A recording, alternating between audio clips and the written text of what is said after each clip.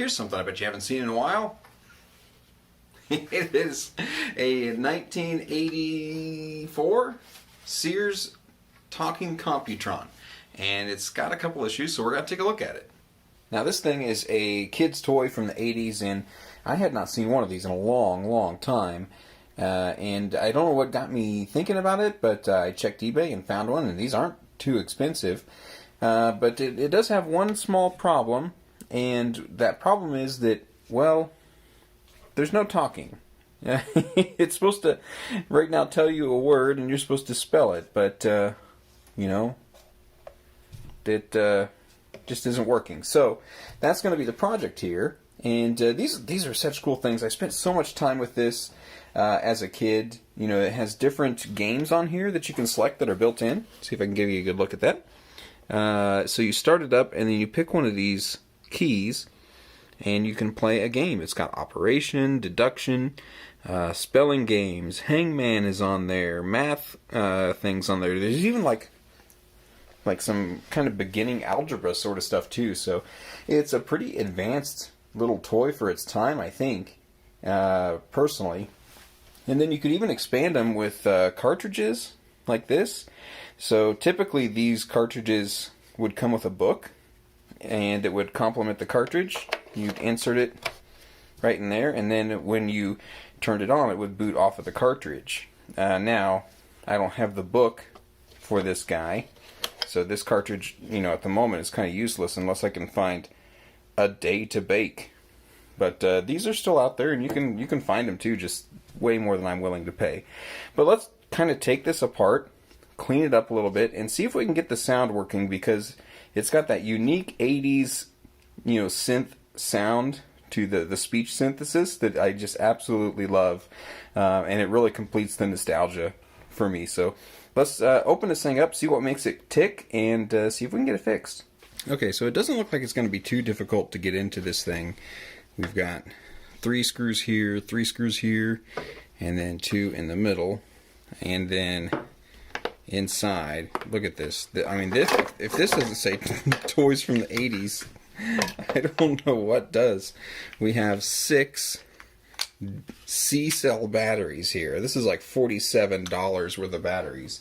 So, and I don't remember if this thing had an automatic power off over a certain time. So can you imagine, you know, you buy 6 C-cell batteries, and then your kid leaves this thing on overnight and zaps all of those in one day? Man. Oh, I can't. I'm sure I did that a time or two. Maybe it's got an auto off function. We would have to test that out, see what it looks like. So let's keep track of these screws. I don't know that if they'll all be the same length or some are different lengths, but so far breaking into this thing doesn't seem too hard. But yeah, I played with this a lot. You know, this is back when, this would have been before I even had, you know, Super Mario Brothers on the NES. And I always thought that these vaguely resembled like a Radio Shack TRS-80. You know, just kind of, sort of, with the built-in screen and the built-in disk drives. I think that's kind of the look that they were going for. I don't remember it feeling or, you know, super futuristic back in the day, but you never know. It's hard to tell. This would have been 30-ish years ago now. And I hope that, I hope we can get this thing working and get the sound working, because it's just such a unique sound. Only you can't, it won't say just anything that you want it to say. You can't just type in gibberish and it will read it out. It only reads the, predetermined words in its library, which it was fairly limited on the number of words, because if you played this thing long enough, you would quickly run into repeats, and it would use a lot of the same words on, you know, different tests and games. So, I mean, obviously certainly has its limitations, but fun little machine, especially for the time. I'll have to look up and see how much these things cost back in the day. I don't know that this is something that my parents got for me. This seems more like it would have been something that like a grandma or grandpa or something would have got. Gee, which of my grandparents would have been most likely to shop at Sears? All of them? So that's free. That's free. I think if we can get these two, we'll be able to get this bottom cover off. And maybe the problem will be obvious. That'd be nice. You know, I bought this on eBay, and it was advertised as working condition. Now, maybe the seller just turned it on, saw that the screen came on, and said, yep, it works. But you know, you would think if you see the label that says talking Computron, then you would assume that it should make some sound. Okay. Hey, look at that. So we got our keyboard contacts here. Our I guess that's going to be the main board there, which is going to be a little bit more challenging to get to than I thought. We got screws here, here, and here. So maybe we can take this off here. That should allow us to disconnect this. Man, I like that. That's really cool. A little conductive. We better be careful with that, because messing with that too much could cause a lot of problems. I mean, simple soldered connections here for power. You know, you've got your DC jack that you could go here. And it looks like this is a DC power input, because I mean the battery ground is, or the positive is wired straight up there. So I don't think it's an AC to DC converter. There's our display cable, which it does have one tiny little segment that is out on the display. We'll try to look at that too. Little piece of foam. Alright, let's see if we can break into this thing. How fragile do you think this is? I mean, it feels like a dry, crusty leaf just ready to disintegrate. It's kind of taped on there. Is that just Scotch tape? It feels just like that's just Scotch tape. It just so they just taped it down and then screwed that in to make the contact. That's incredible. I wonder what this stuff is, because it's not. It must be some kind of, what do you call it, graphite conductive mumbo jumbo.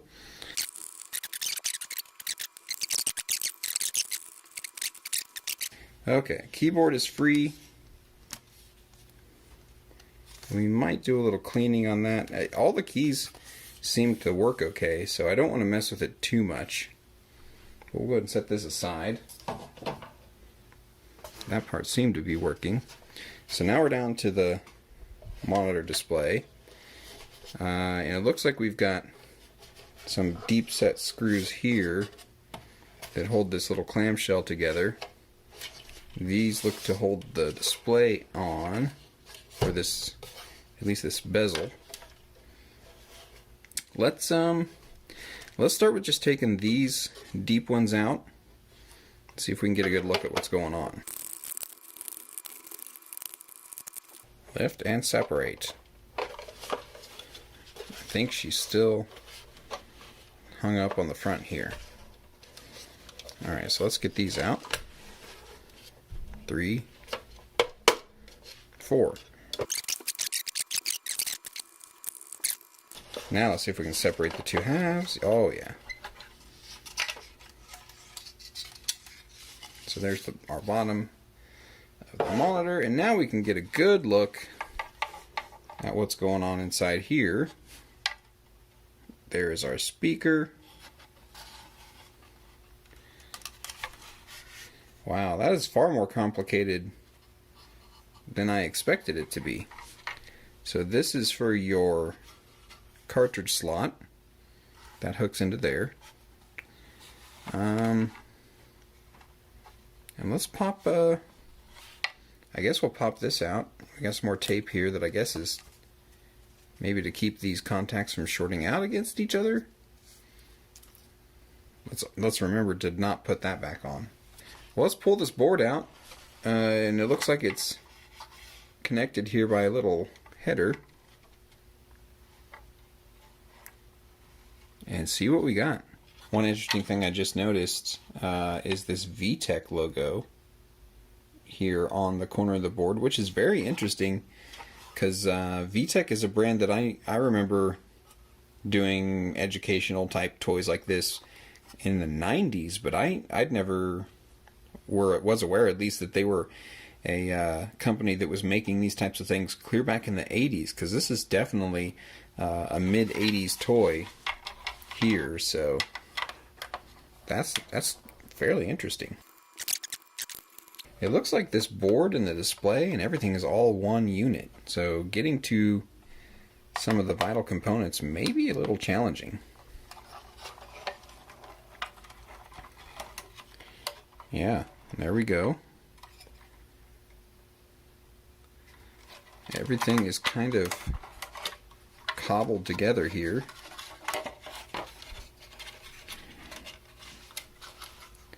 So we got a few chips that are covered in that epoxy stuff.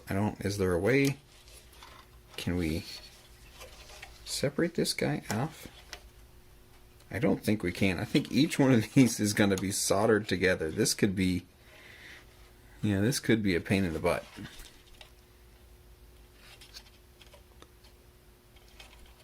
Because we can't get in there.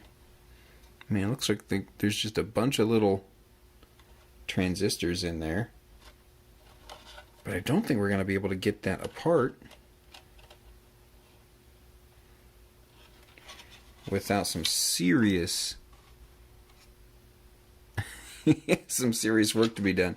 Because this whole row up here is soldered. This whole row down here is soldered. So if there are problems, man, yeah, that's going to be very challenging to get to. Now we do have some capacitors here on the side that we could get to. So is it possible that these guys have gone bad? I mean, we could try swapping those out just to see. The speaker itself, I wonder if I could test on this little guy here, a little 8 ohm speaker. Let me think about that for a second. And we got the red display here, little plastic screen, which this looks like it is.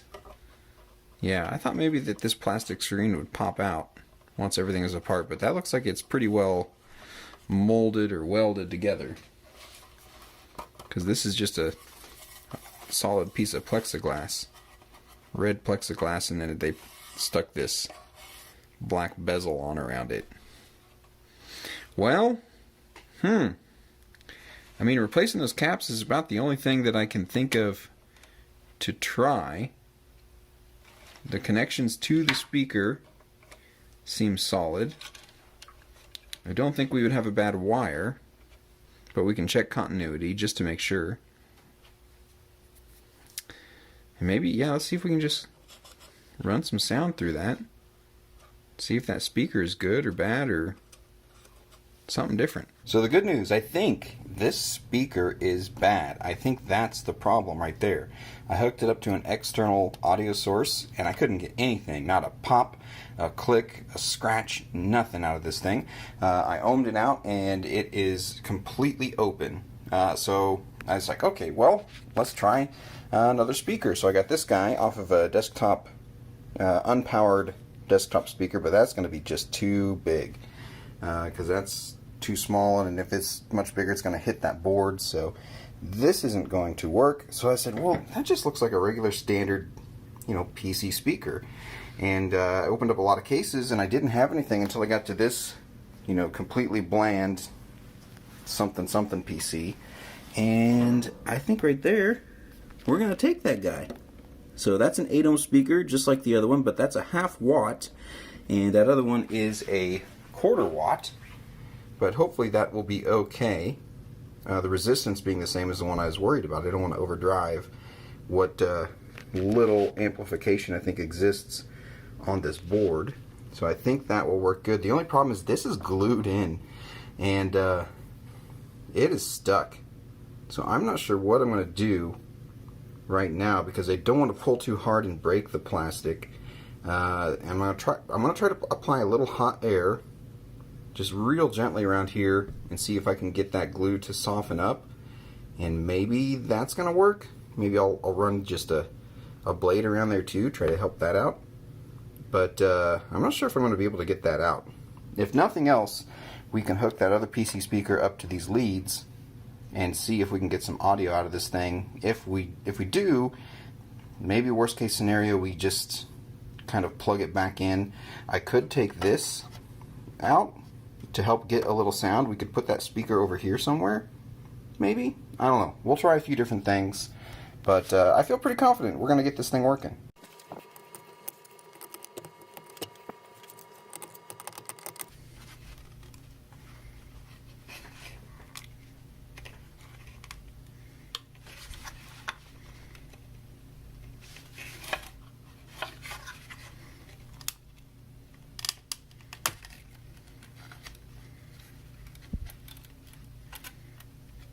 Oh man, I did not think that was going to work.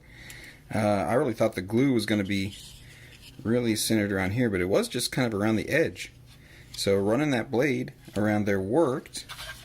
We got a little piece of cloth that's just, you can tell that this is just cut by hand and shoved in there, keep kids from putting crap down in there and stuff. So our new speaker, this is our old one. The new one has disappeared. Here it is. The new one will hopefully, look at that, it's going to fit right in there.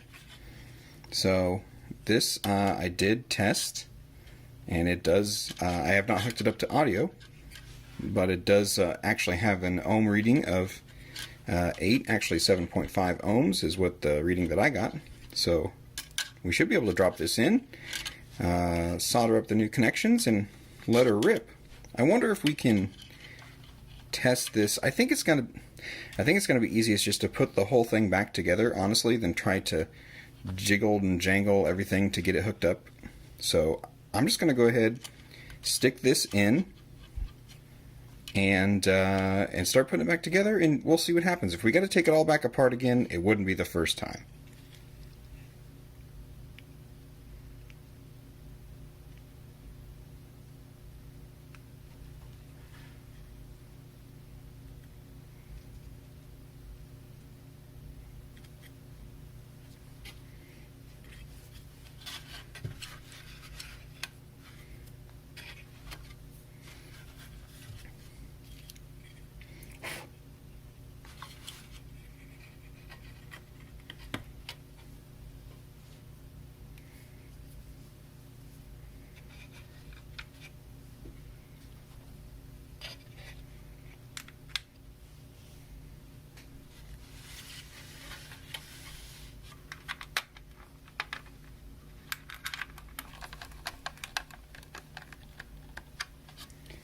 So remember, when you're tightening down screws on this stuff, you're not sending this to the moon. You just need this, speaker that weighs less than 1/4 pound to not fall down. So these are not very tight. We can at least snug it up to where this little bracket's not moving around. But once you got it nice and snug, just leave it be.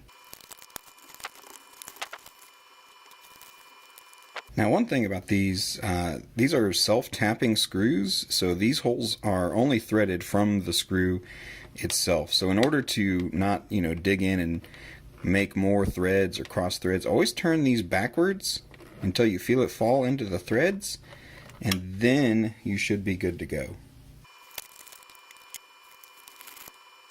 For those particularly messy ones that are hard to get started, love these bad boys.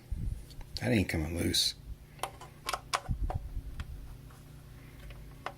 You can get her started. You can get her started, I said. And then release. And finish up the job.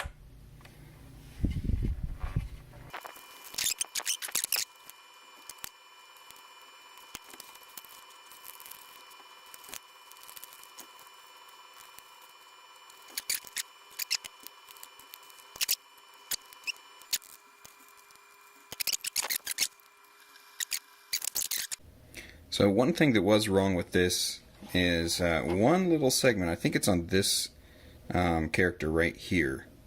One little segment as part of this LED didn't light up. So I think that it's probably the LED itself. But real quick, I'm just going to check continuity across all of these pins here just to make sure that it's getting a good connection.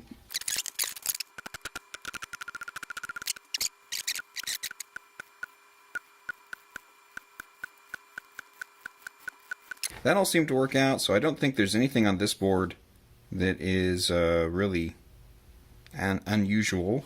So again, I think it's just one of these displays. I don't know that these displays, I don't even know if you can even buy stuff like that anymore. These are pretty old school.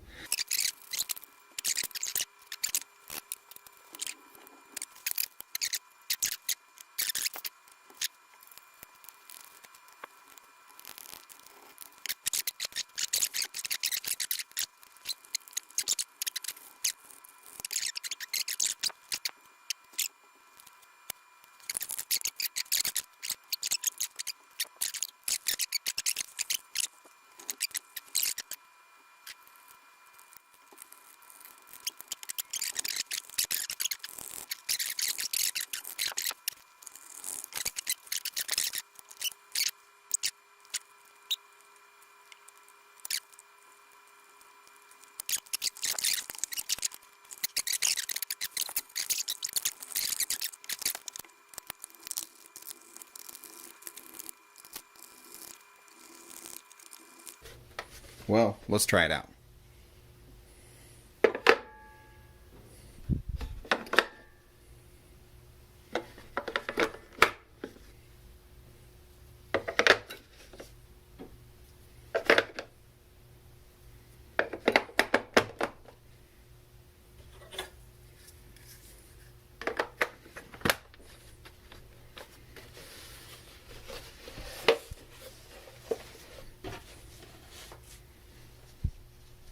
I have a feeling these are going to be important. Moment of truth. Does it turn on? Does it make sound? Please choose an activity. Oh, did you hear that? How do you spell rainbow? Ooh, the sound is not good. How do you spell rainbow? R-A-I-N-B.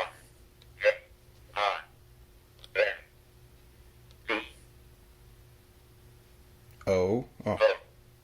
W. W. Enter. Yes, you are right. I mean, we've made an improvement. It makes sound. Here, let's probably try a different game. Please choose an activity. Man, that just does not sound good. Let's try this one.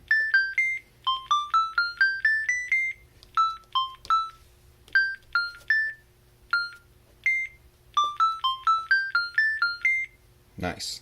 So part of it works okay. I'm wondering if there's enough difference in the wattage of that speaker that it somehow makes a difference. Let's try. Please choose an activity. Because that just doesn't sound quite right. Let's do follow me. Follow me. Follow me.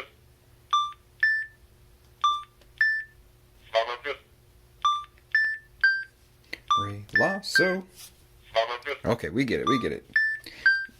Is that, see, it's been so long. Maybe that's just the way it always sounded. Let's try Hangman. Yes, that word. Nah, that's not the way it always was. Is there an E? Yeah. C.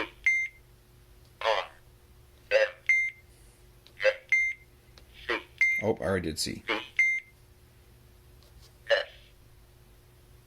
G. Now, the correct answer is U. N. I. V. E. R. S. E. Universe. Yeah, it's just a little crunchy. I'm a little disappointed with that. Yes, that word. But you know what? I'm going to call it good for now. So now that we've got this thing 80% working, let's clean it up. It is pretty dirty. I'm not sure if you can see that. But, it doesn't really show up on camera, but there's some crud all over. The screen is pretty nasty. And let's see if that's a smear or a scratch. I think there's some scratches on this screen. We'll try to get rid of some of those. Hey. We're just going to start out with some regular old Windex.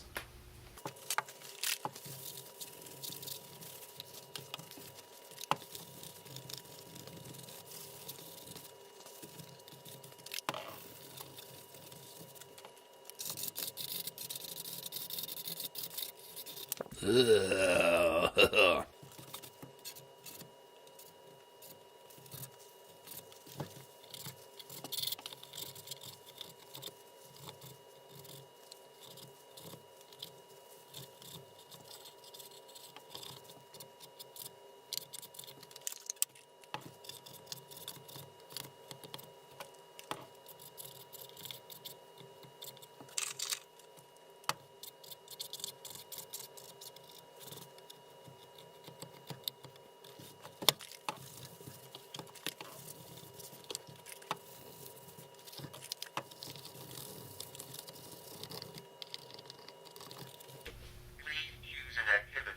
One thing I do want to try to do, the screen was kind of scratched up, and even after the Windex, it was still pretty scratched up. So I'm going to try to hit it with some of this Meguiar's plastics. I've used this for, it's made for headlights, but I've had really good luck. It's a pretty gentle polishing compound. So let's give it a shot and see what happens, and just put some on the cloth and go to town. You don't want to do a whole bunch, and this stuff does come out pretty wet. So, and again, you don't want to push down too hard. You're polishing. You're not scrubbing. So you got to let the stuff do the work, and it's better to do several light passes than it is to do one just like grind it out. No. I mean, then you're just going to end up with swirl marks or something cloudy, but I go right about the time it feels like it's drying out. And then just come back and start wiping it off.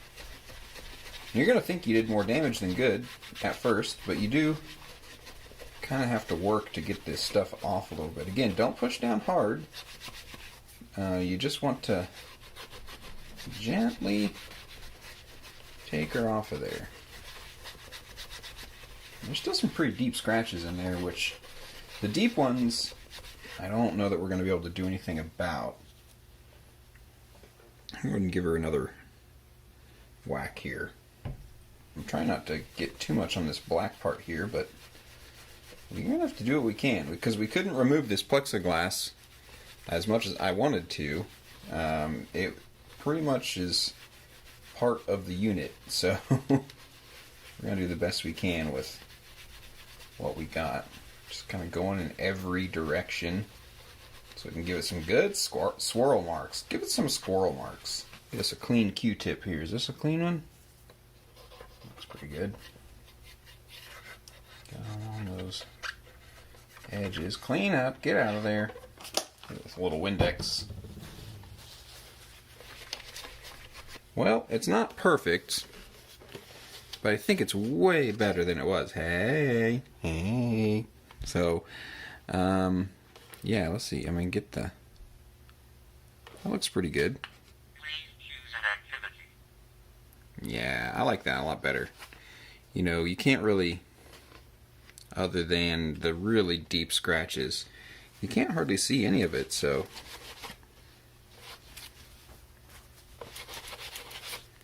I'm going to call that a win. Circle. Flower. Milk. Teacher. Tiger. So I think we've got this thing as good as we're going to get it, and you know, I'm going to try maybe putting some new batteries in here. If these are a little low, that could throw off some of the speech synthesis. So we'll try some of that, see how that goes. But I'm pretty happy with the way this turned out, especially considering we didn't have any sound when we started. But the keyboard and everything works. The screen, I think, looks really great now. It's clean, and it's ready for my kids' grubby little hands. So thanks for watching. If you like stuff like this, if you want me to take on some more toys and random stuff like that, let me know in the comments. If you like the video, give it a thumbs up, subscribe. We got to get back to the old SE30 over there, get that finished up, put together, get the SCSI to SD going there, and then we got some automotive projects we're going to be working on too. So thanks for watching, and come back for the next one.